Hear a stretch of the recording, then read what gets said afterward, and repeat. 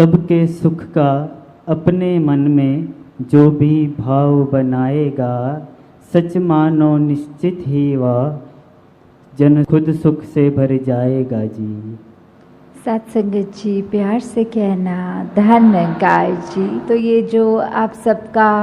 सत्संग के प्रति, निरंकार के प्रति, सेवा के प्रति, सुमिरन के प्रति ये जो अपना एक मन है, जो निरंकार में टिकाने वाली बात होती है, जो अपना असली रूप है हर एक का, उसकी पहचान करने तक की यात्रा ही नहीं है। सिर्फ एक बार जब ये रूबरू होकर इस प्रभु परमात्मा का ज्ञान, ब्रह्म ज्ञान द्वारा आज हमें जब मिल जाता है, तो उसके बाद जीवन को कैसे जीना है, वो सब बातें जो इस सत्संग रूप से हमें शिक्षा मिलती है, उसको किस तरह अपने जीवन में अपनाना है। तो कैसे ये समय की बात है कि अपना यूज़ जो किया उसको इस प्रभु परमात्मा निरंकार के एहसास में बिताने वाली बात आ जाती है कि कैसे हमारा एक एक पल ये प्रभु परमात्मा निरंकार ने जो हमको बख्शा है, उस पल को हम सदुपयोग करते हुए कि किस तरह हमारी इंटेंशन की बात होती है वो कि हमें सत्संग में आकर एक एक पल सिर्फ आकर बैठ के चले जाना नहीं, पर एक एक वक्ता चाहे छोटे बच्चे की ज़ुबान से था, बुज़ुर्ग की, बहन भाई जिनसे भी कविता रूप, गीत रूप, स्पीच रूप, जो भी बोला सबने, वो एक एक वचन ऐसा था जो पूरे जीवन में एक इम्पैक्ट पॉजिटिव कर देता है।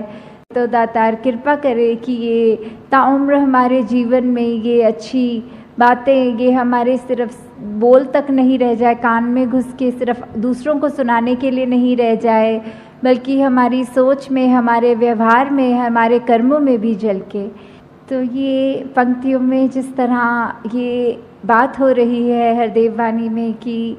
ये सुख की बात है, ये जो हर एक को जो अपने जीवन में सुख की प्राप्ति करने के लिए क्या एक रास्ता अपनाना है। जिस तरह अभी सत्संग की भी बात हुई, उस तरह यही कि युगों युगों से देखा जाए तो संतों का तो दिल ऐसा ही हुआ है जो सिर्फ अभी की बात नहीं है, चाहे कलयुग हो, सतयुग हो, द्वापर हो, कोई भी समय ले लें, कि संतों ने तो हमेशा यही चाहा है कि एक जो हर एक को कैसे मन में चैन दिया जाए, हर एक को किस तरह अपने असली रूप इस परमात्मा का दर्श दीदार करा दिया जाए, और कैसे उस तरह फिर एक जो पहचान कराई जाए, अच्छे गुण दिए जाए, उसी में ही एक ये परमानेंट सुख छुपा है। छोटे छोटे सुख तो कहीं ना कहीं हर समय पे मिल जाते हैं, पर ऐसा कौन सा सुख है जो हर समय एक जैसा ही हो और वो उस सुख में कुछ बढ़ा ना जाए, कोई घटा ना जाए। तो वो वाला सुख जो एक ब्लिस की अवस्था होती है, जो एक चैन से भी ऊपर उठ के, खुशी से भी ऊपर उठ के जो वो सुख है, तो वो सुख सिर्फ तभी मिल सकता है जब हम संतों का संग कर लेंगे। कि संतों का जब तक संग हमारे जीवन में आएगा नहीं, तब तक हम कैसे अपने जीवन को उस मुकाम तक लेकर जाना संभव नहीं होता, क्योंकि संत ही हैं जो हमको प्रेरणा देते हैं हमारे जीवन को सुधारने के लिए। और एक बार हमें वो जब पता लग जाता है कि ये क्या सच्चाई है, तो हम अपने जीवन में एक वो परमानेंट सुख, एक जो हर समय रहने वाला सुख, उसको प्राप्त कर लेते हैं। हाँ जी। भला सोचते जो औरों का खुद अच्छे बन जाते हैं, सच्चाई के साथ रहें तो खुद सच्चे बन जाते हैं। तो ये सच्चाई जो हमेशा के लिए ही सच्चाई है, जैसे कोई सच्चाइयाँ ऐसी हैं जो अभी हैं, कुछ पल के बाद नहीं है। जैसे अभी अगर रात्रि का समय है तो कुछ घंटों के बाद वो झूठ हो जाएगा, क्योंकि वो दिन हो जाएगा। तो ऐसे कुछ सच्चाइयाँ कुछ समय के लिए रहने वाली सच्चाइयों की यहाँ बात नहीं हो रही।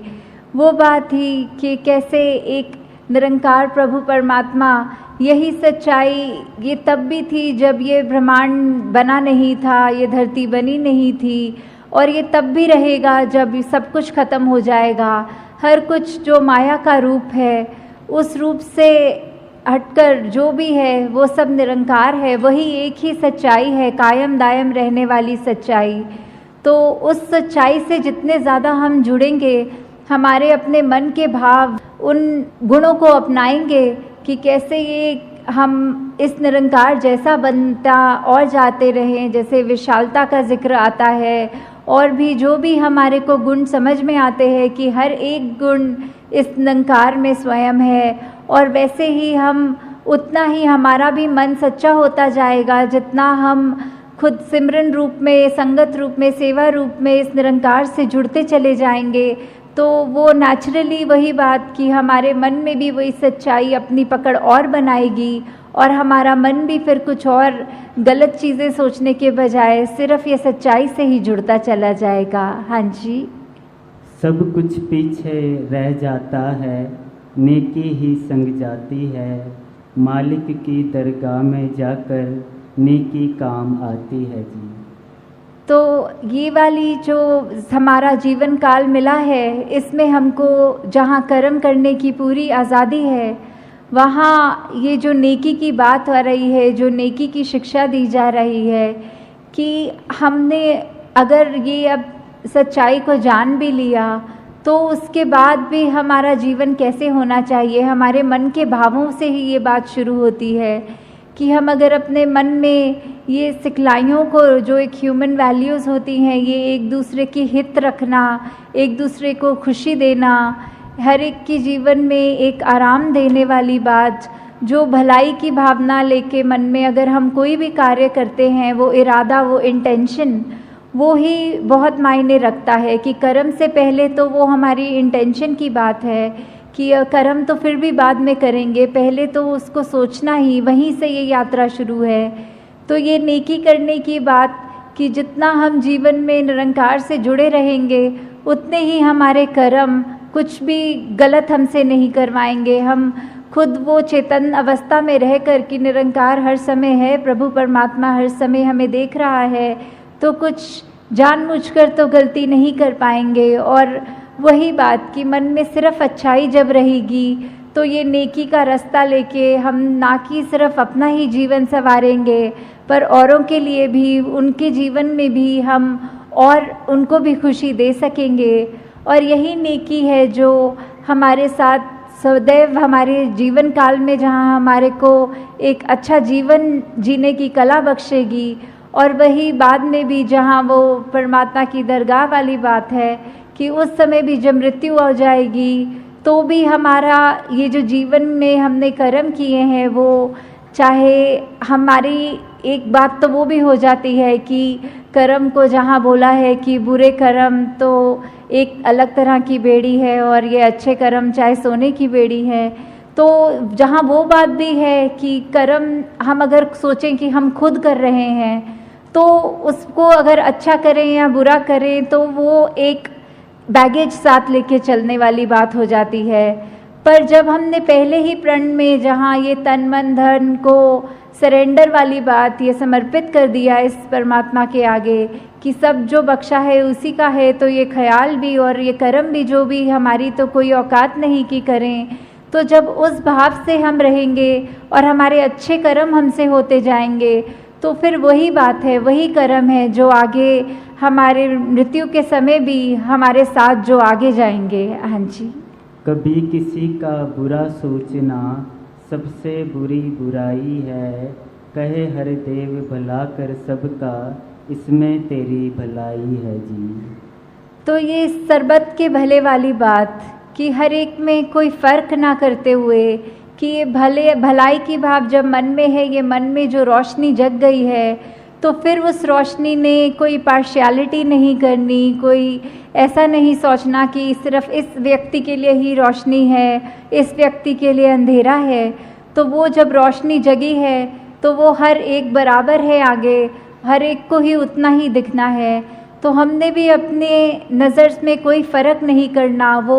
भाई कन्हैया वाली सेवा भक्ति की बात कि जहाँ युद्ध के मैदान में जब उनसे भी पूछा गया कि आपने ये सेवा रूप में पानी पिलाना है, तो उन्होंने कोई फ़र्क नहीं किया कि ये हमारी सेना है और ये दुश्मन की सेना है। उनको भी वही भाव लगा कि सभी अपने हैं। ये जो अपनापन, ये जो